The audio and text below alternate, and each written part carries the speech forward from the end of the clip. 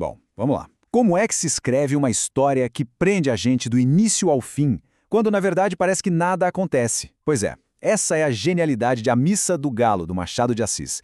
E hoje a gente vai desvendar juntos as técnicas que ele usou para transformar uma simples conversa de meia hora numa obra-prima que ninguém esquece. Essa é a pergunta que fica martelando na cabeça da gente. Pensa só, um rapaz de 17 anos e uma mulher de 30, casada, meio de lado, na própria casa, conversam enquanto esperam a meia-noite na véspera de Natal. O que rola ali entre os dois é tão sutil, tão cheio de possibilidades, que até hoje todo mundo debate. Foi um jogo de sedução, mesmo que velado, ou foi só uma conversa inocente? Para a gente decifrar esse enigma, vamos fazer o seguinte. Primeiro, a gente entende o cenário. Depois vamos mergulhar em 4 técnicas que o Machado usa de um jeito brilhante. O jeito como ele mexe com o tempo, o poder de deixar as coisas no ar, a força dos pequenos gestos e a escolha de um narrador que, olha, não é nada confiável. E no fim, a gente descobre a grande lição por trás disso tudo. Ok, antes de a gente entrar nas técnicas, vamos arrumar a casa. É importantíssimo lembrar, a história toda é uma lembrança. Quem conta é o protagonista, o Nogueira, muitos e muitos anos depois, falando de uma noite que ele claramente nunca esqueceu. A situação é bem simples, na verdade.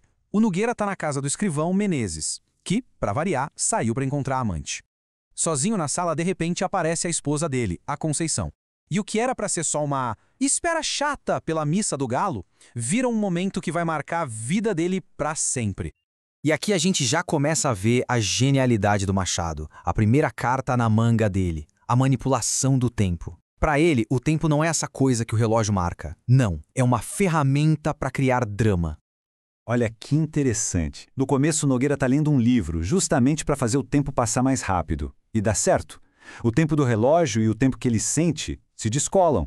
Só que, no instante que a Conceição entra na sala, tudo, absolutamente tudo muda. O relógio parece que para de funcionar, a conversa se arrasta, lentamente, longamente, e ele perde a noção da hora de um jeito que até se assusta quando ouve os sinos da meia-noite. O tempo não passou, ele ficou suspenso. Então a grande sacada é essa. O tempo na história não tem que ser o tempo real. Ele tem que servir ao que o personagem está sentindo. O tempo acelera quando você está entediado, ele desacelera para aumentar a atenção e até congela para prender quem está lendo num momento que importa de verdade. Agora vamos para a técnica que é talvez a alma desse conto. O Machado não dá resposta nenhuma de mão beijada. Pelo contrário, ele nos enche de possibilidades. Cada detalhe da Conceição é pensado para ter no mínimo 2 significados. Os olhos dela são espertos e não ingênuos. Ela passa a língua nos lábios, um gesto que pode ser totalmente inocente ou, altamente sugestivo. O Machado dá os fatos, mas se recusa a dizer o que eles significam. Essa tarefa é nossa.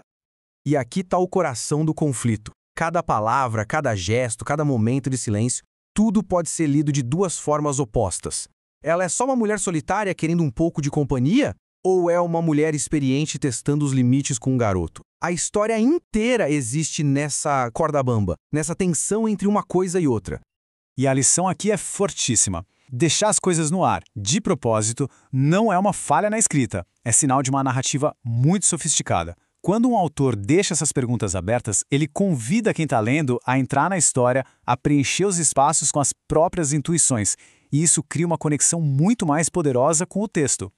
Vamos para a terceira técnica, que é basicamente uma aura de mostre, não conte. A tensão da cena não está no que eles dizem, mas no que eles fazem, nos pequenos gestos.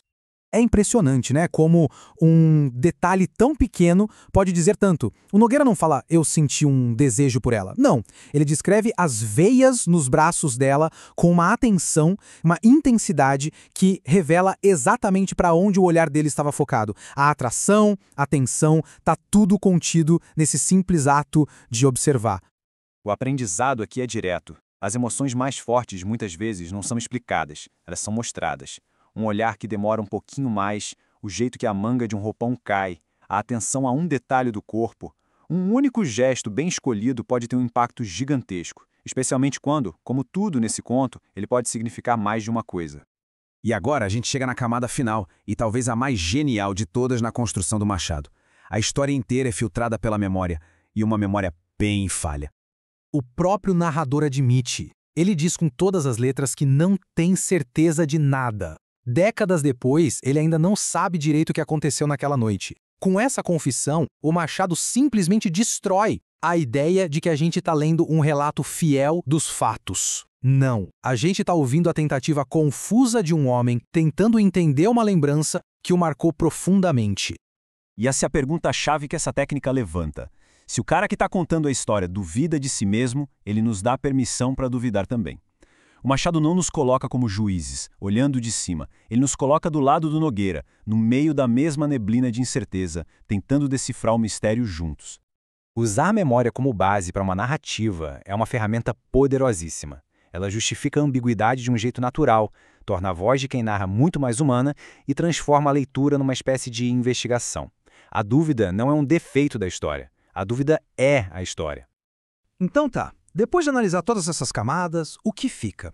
Qual é a grande lição que o Machado de Assis nos deixa com a Missa do Galo?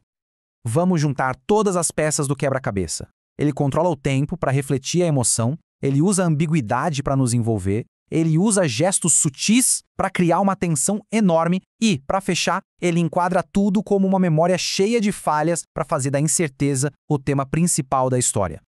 E essa é a grande sacada. O Machado nos mostra que o poder de uma história não precisa estar em grandes eventos. Pode estar no mistério, na sugestão, na impressão que o momento ambíguo deixa na gente. A força de A Missa do Galo não está no que aconteceu, mas na infinita e fascinante possibilidade do que poderia ter acontecido.